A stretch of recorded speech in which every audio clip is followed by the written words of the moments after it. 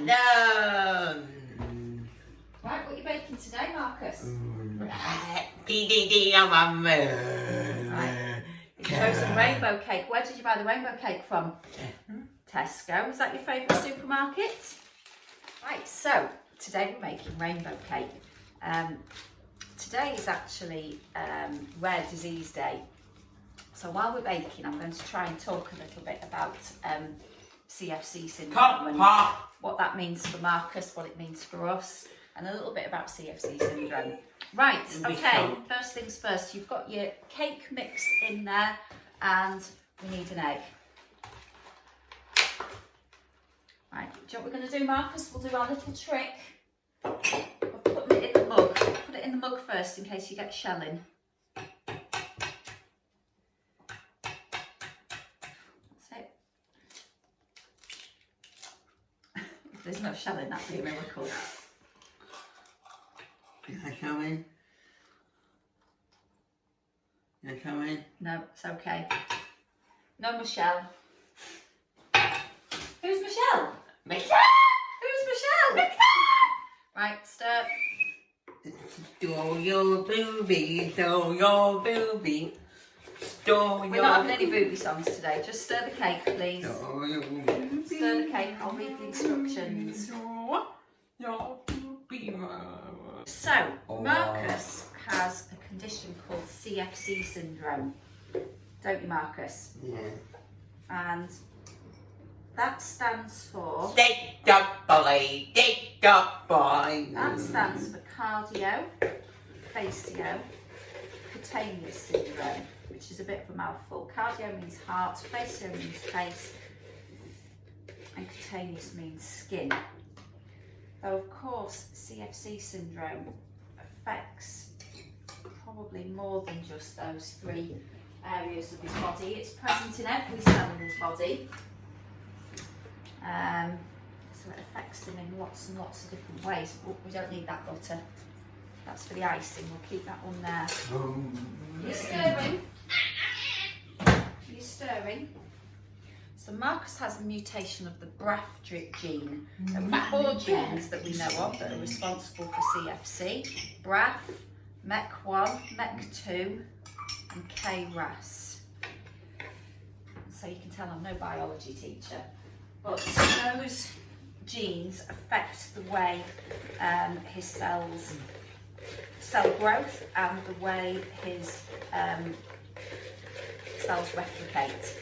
And of course your whole body is made up of cells, so it affects his whole body. Marcus, can you come and do a last stir for... Marcus, we forgot something. What? Forgot to wash your hands. Come on, let's wash hands. Wash hands, put the dog down. So there may be other genes, there probably are other genes that cause CFC syndrome that haven't been found yet, because there are some individuals that have, been diagnosed with CFC syndrome but don't have a genetic diagnosis. The BRAF gene that Marcus has is responsible for 75% of cases of CFC. For the mix. One of the obvious ways in which CFC affects Marcus is his learning difficulties. It's tricky for you to learn things sometimes, isn't it? Though he just tried really hard. That's fabulous mixing. Also affects his fine and his gross motor skills. They have always been very delayed since he was a baby. One of the early signs of CFC syndrome was the fact that he wasn't hitting his milestones. Right, Marky boy, have we got our spatula? I prepared earlier. What?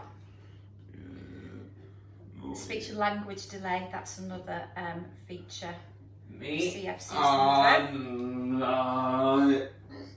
We used to use Makaton to speak to communicate when he was a baby. He started signing when he was about 2. I'd probably say since about the age of 7 he's used Makaton much less. By my side. You see, it's Mr. Bean's song. My funny man. You're my funny man. Oh, I've got a job for you here. We've got a job. Can Can you put the red cake in there? No, you. Well, I'll hold it, you scrape it. Yeah. See, these are your fine motor skills. This sort of thing is it's hard work for Marcus really to coordinate his movements.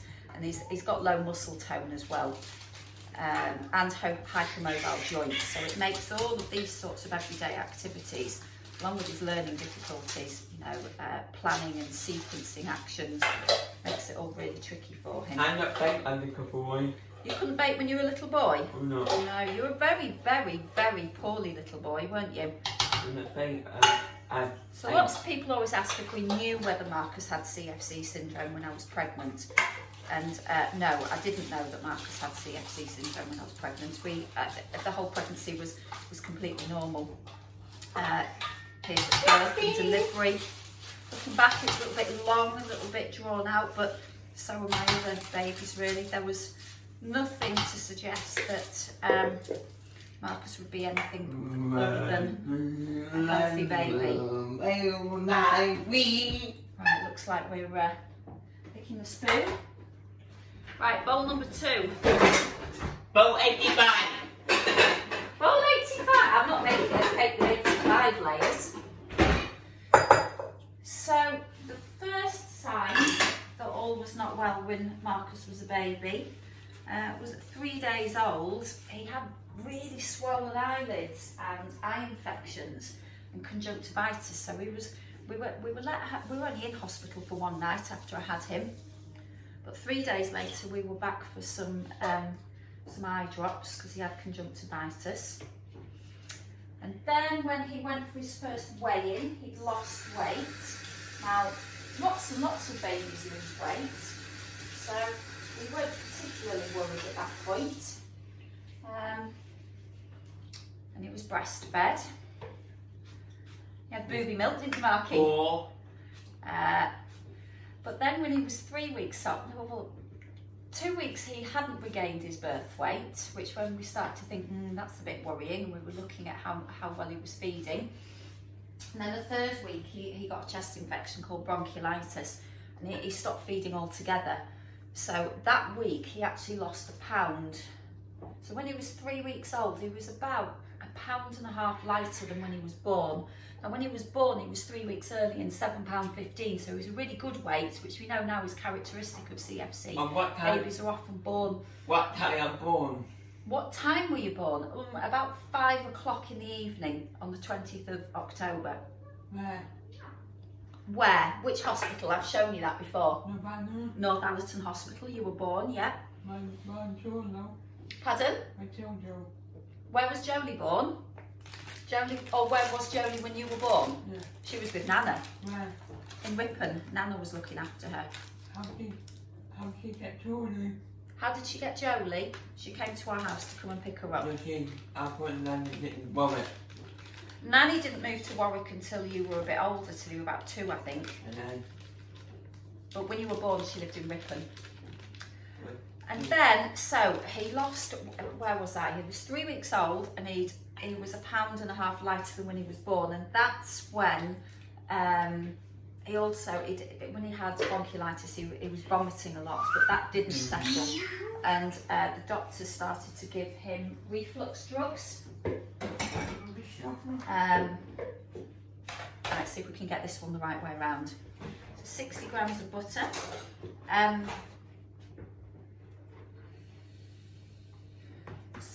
So he started on Gaviscon, ranitidine, omeprazole to try and stop the reflux and the vomiting because his weight still wasn't improving. None of those drugs really had any impact at all. And he spent 7 weeks at the Friarage Hospital where they looked after him and us so well. He was fed nasogastrically, which is where the tube goes up your nose and into your stomach, and he still vomited. Then he was fed via a pump where the milk was just dripped into his bowels, at this stage into his stomach, very gradually, and it still didn't really help. He still vomited and he still wasn't really growing. So when he was 7 weeks old, which was January 2005, he was transferred to the RVI in Newcastle. While all this was going on, poor Jolie was only 19 months old. She was just a baby herself. So in January 2005, I'd been in hospital with Marcus in the Friarage. We'd been in together for 7 weeks. Then he was transferred to Newcastle, and we stopped in Crawford House, which is, you know, an amazing facility for families who have got children who are poorly. We were staying there with families who had premature babies and parents whose children had cancer and who were having organ transplants. You know, we were kind of in this world of people who had really sick children, and we had a really sick child ourselves. So by this point, he's about 12 weeks old. He still hadn't regained his birth weight. He'd had test after test after test, and nobody could really figure out why he was struggling in this way. So we went to the RVI, had more tests, things like barium swallows, ultrasound, you know, endoscopies. What else did he have? CT scans, brain scans. Oh, I don't really want it in just yet though, Marcus, because I'm going to put 2 in at the same time. I didn't tell you that, did I? Get the oven on ready, we'll put 2 in at the same time. Can you mix that for me? Marcus, can you mix that while can you stir that and I'll get your egg ready? Oh, careful, Marky, gentle. Oh, doesn't like to be told how to do things, do you, Marcus? Oh, there's me chucking the egg in now. Right. Are you ready to mix again? What colour's this cake? What's this one going to be? Orange, that's your favourite, isn't it? So, we're in the RVI. Me, Gary and Jolie are pretty much living in this accommodation in the hospital grounds. Our families are amazing. Every so often they'll take Jolie away for a couple of days, give her a little bit of normality. But to be honest, she wanted to be with us. And we sort of settled into a routine. But Marcus, during this time, was still vomiting 10, 15, 20 times a day. Didn't really matter how he was fed, he was still sick. So the doctors in Newcastle, he were a sick boy. The doctors gave his bowels a rest by feeding him via TPN, or PM as it's now called now, I think, which is when a central line is fitted into the main vein in your neck. It's quite intrusive, there's a big risk of infection. He couldn't really leave the ward, and he was fed on that continuously. The idea was to give his bowel a rest and try and get some weight on him, because he looked dreadful. He was dreadfully malnourished. You could count every rib, every bone in his back. I couldn't bear to look at him without his clothes on. He really did look very pitiful. The only milestone he'd met at this point really was smiling, and he didn't even do very much of that. He didn't have an awful lot to smile about.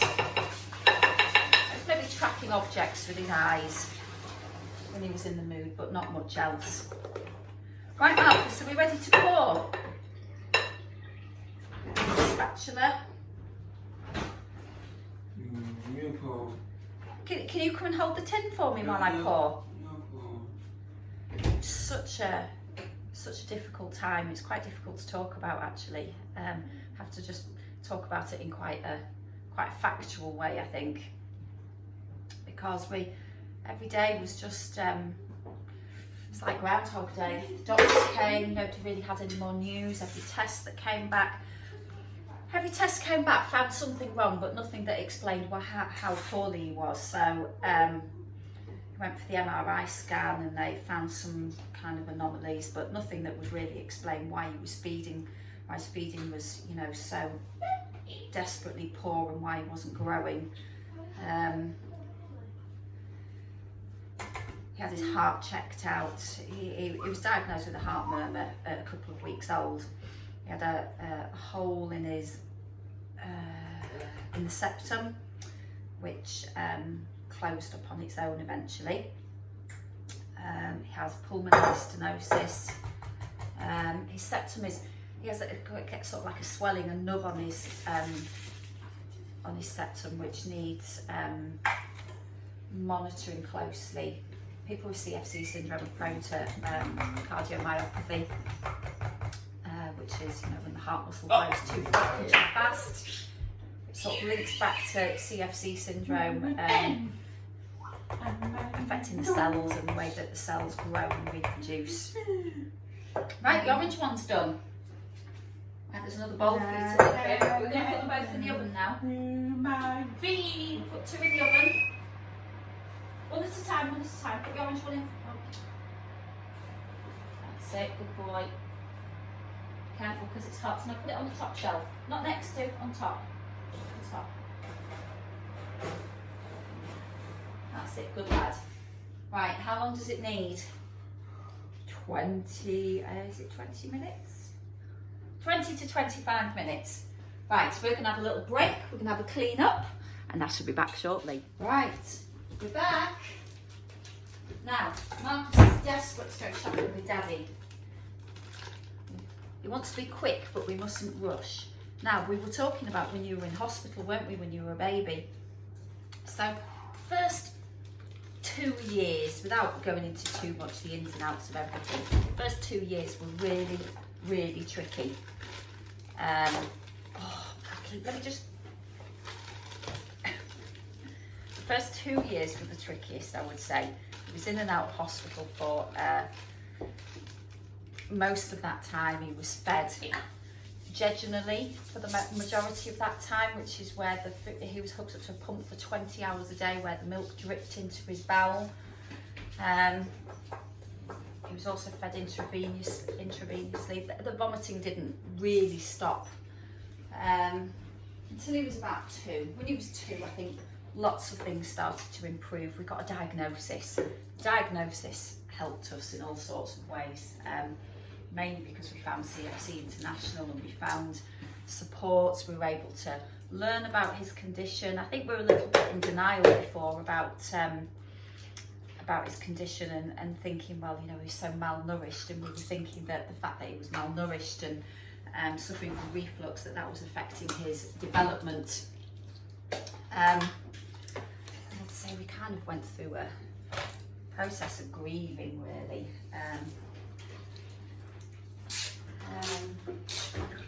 Sort of letting go of all those ideas of what we thought was like, should be like,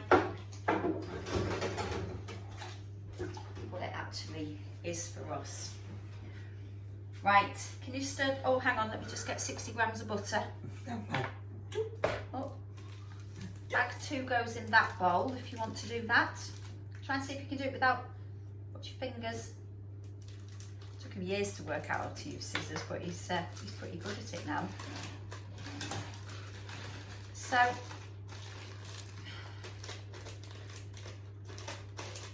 we had to learn all about CFC and be experts in what CFC means for Marcus. Affects you in all sorts of ways, doesn't it, having CFC? Affects his eyes. He's got quite a lot of ocular problems. He's very short-sighted. He's got nystagmus, ptosis, kind of depth perception is really tricky.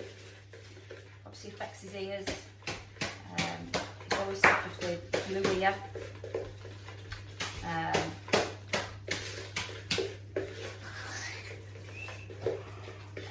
He's got BAHAs, bone anchored hearing devices, to help him with his hearing. Speech and language delay. Lots of people with CFC. Oh, not with scissors, darling. lots of people with CFC have seizures, and we're extremely lucky that Marcus hasn't got any neurological problems, but it's not something that we can get complacent about, because they can appear at any time. But we've been really, really lucky so far. Puberty is also a time we have to be particularly on the watch out for seizures and epilepsy. That's when they can start. So we're count our blessings in that department. Obviously the gastro difficulties. Marcus, can you come and stir for me, please? There's the yellow one done. His bones and his muscles are affected. Walking can be a bit tricky, can't it? He didn't walk until he was 5 years old.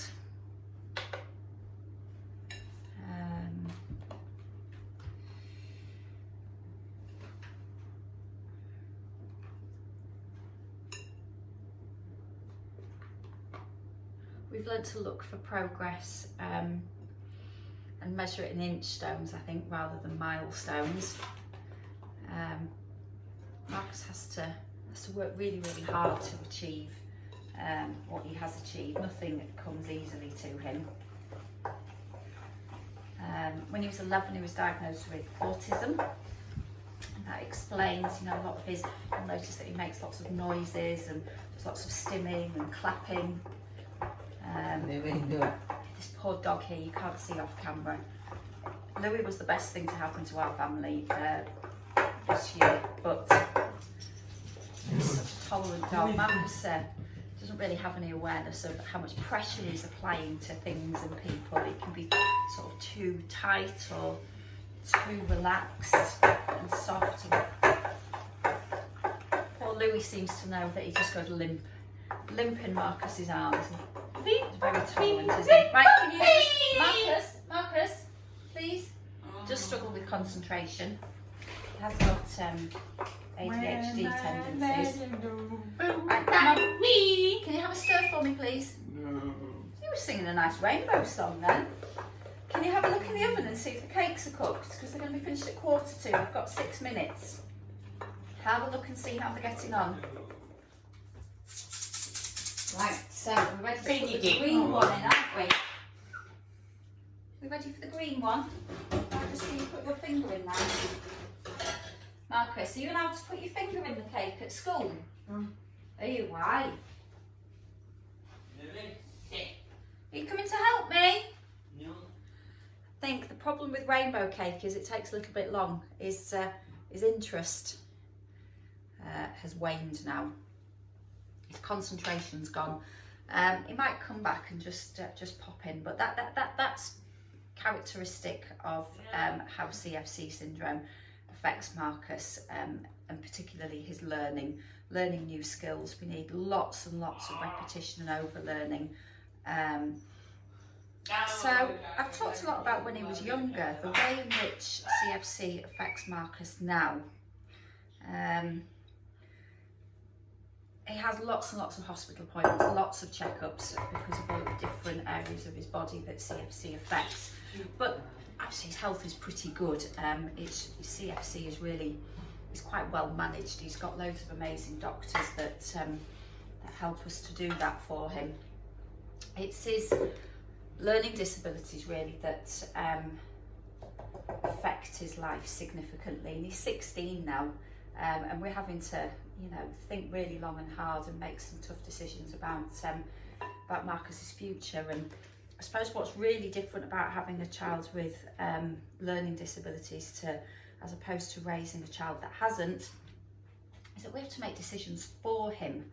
And that's morally that's really difficult sometimes. Like having his hearing aids fitted, he needed quite sort of significant surgery. He's got metal bars implanted in his skull, and so we have to balance everything out and make decisions on his behalf. Whereas with a typical 16-year-old, you can ask them, do you want that surgery? And you can advise, but ultimately they can make their own choices.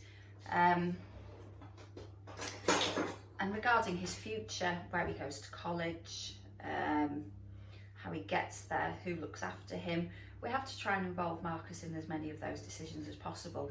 But ultimately, you know, we're making those choices on his behalf.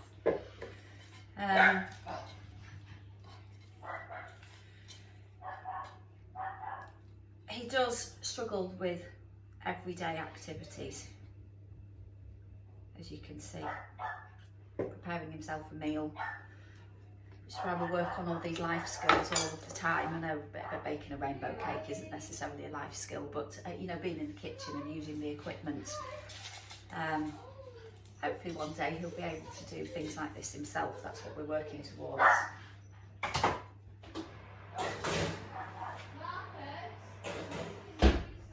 At the moment he's 16, we couldn't let him go out to the shop independently. He hasn't got the concentration really to think about the dangers of the road. He's very, very naive when it comes to strangers. Very trusting.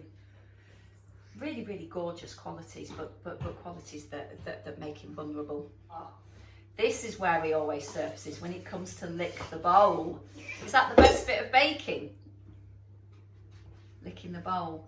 He's not allowed to lick the bowl at school. Germs, isn't it, Marcus? Back to CFC, which is classified as a rare disease. Now, a rare disease is usually classed as a disease which occurs in 1 in every 2,000 people, although different countries have different ways of defining what's rare and what's not. There are around 400 to 500 people worldwide who are officially diagnosed with CFC, and maybe a few more than that now. As time goes on, the medical professionals are getting better and better at diagnosing CFC syndrome. The figure was about 200 when Marcus was diagnosed, so our community is definitely growing. But still, when you think, you know, around 500 people in the world, you know, we're talking very, very small numbers. And people, you know, sometimes ask us about Marcus's prognosis. I don't really like thinking about that question, really, you know, thinking about life expectancy and quality of life. And the truth of the matter is, you know, we really don't know. I do know of individuals in their 40s who are, you know, who are doing well. And in our small community, far too many individuals, you know, babies and children, have lost their lives, and sometimes that happens unexpectedly, which really hits our community hard. And sometimes it happens after, you know, a long period of illness. Marcus was, you know, life hung in the balance when he was a baby. You know, that first year in particular, he had major bowel surgery. We had, you know, I've lost count of how many anaesthetics he's had for various different reasons, and some exploratory and some, you know, for surgery. He had sepsis. You know, he was extremely malnourished, and, you know, it was very, very difficult to get adequate nutrition into him at all. But, you know, we've learned just to make the most of every day. You've got to look for your positives. I've got to be thankful for what we've got. You know, I've got 3 gorgeous children. We have to think differently about our future, and about Marcus's future. You know, we're not going to have that empty nest. I hope we won't have that empty nest, because that means something awful's happened. You know, we're going to have to, our retirement, you know, potentially is going to look quite different to that of our peers and our friends. Like I said, you know, we've got to make some decisions on behalf of Marcus. You know, whether he lives independently somewhere or he stays home with us, with carers. I don't know. Those are all decisions to be made in the not so distant future. But, you know, our kids are at an age where, you know, most parents are starting to get their lives back and get a little bit of freedom. You know, Joe's going off to university next year, Romney's starting secondary school, Marcus is going to special needs college. But, you know, looking after Marcus affects us, you know, in all sorts of different ways. You know, we can't have an early night, we can't go to sleep until Marcus goes to sleep, which is, you know, he's a teenager, it's often quite late, you know, 10, 11 o'clock. By the time he's settled down and I've done his injection, he has growth hormone injections, and given him his medicine and brushed his teeth and washed him, and I've got to clean his abutments where his hearing aids go. You know, there's a lot of caring that goes on behind the scenes, you know, things that he can't do for himself. So yeah.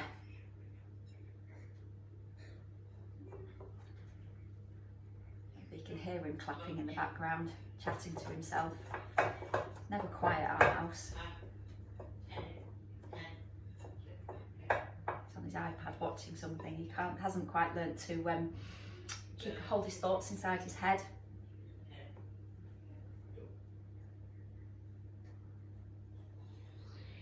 He's off in his own little world and he's quite happy there.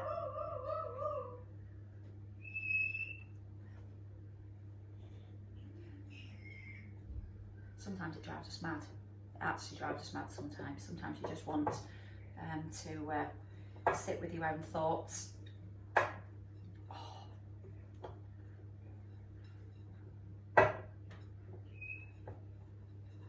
Marcus, do you want to come and help me stir the icing?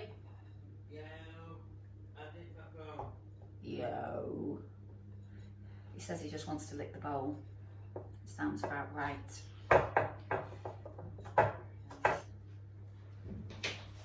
Oh, he's back. Can you stir the milk in for me, please? You're not stirring it for me?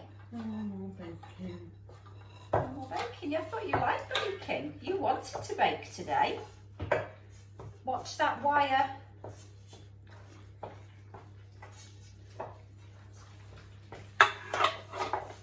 I'll go out now.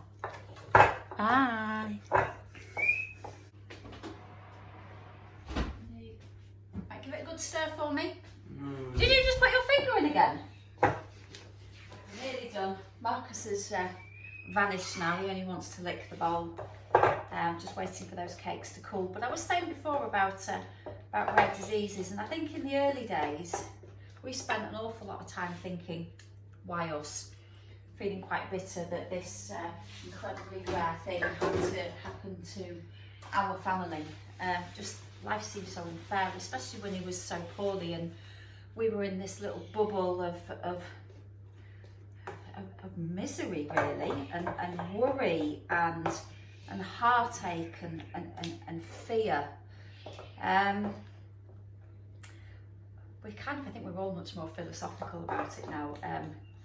You know, Marcus has just brought so much to our lives. He's brought far, far more than he's taken away.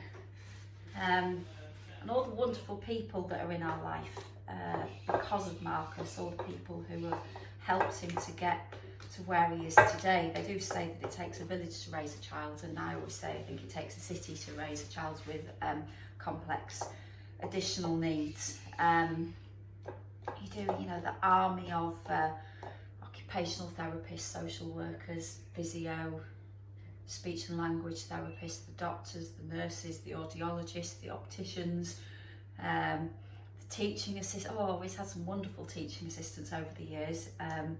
He's extremely lucky. The Senkos, the people at county that sort his statement out and his funding out. You know, there are just so many people that are in our life because of Marcus. And I don't think I ever really gave rare diseases a moment's thought before Marcus was born. And now I'm just in so much awe of all these professions and all these people that, you know, the researchers, the scientists, the doctors that discovered the genes, that have made it possible for us to have this global network where we can learn from each other and share our experiences. It was a very, very lonely experience, I think, before we had a diagnosis. I used to spend my time just on the internet researching to try and like put the pieces together of all the different things that was wrong with him, or trying to convince myself that he would get past these problems, looking for solutions and cures. But I think we're at a point of acceptance now. Have been for a long, long time. You know, this is our life, this is our family. It could be a hell of a lot worse. We really are very, very lucky in so many ways. Right, hope you've enjoyed my wafflings. I'm going to stop for a little while. I'm going to wait till my cakes have cooled. I'll ice it, and then I'm hoping that I'll be able to get Marcus in at the end. Oh, just in time. I'm hoping I'm going to get him back at the end to put some sprinkles on the top. Right. You'll notice I've been and got dressed. I'm not in my running gear anymore. Well done if you've stayed with us till the end while I've been waffling on and baking very badly. It's a good job I'm a teacher and not a cupcake maker or a baker. Right, we've got some yellow. Oh, let's hope Louis doesn't eat those, Marky. Right, next one.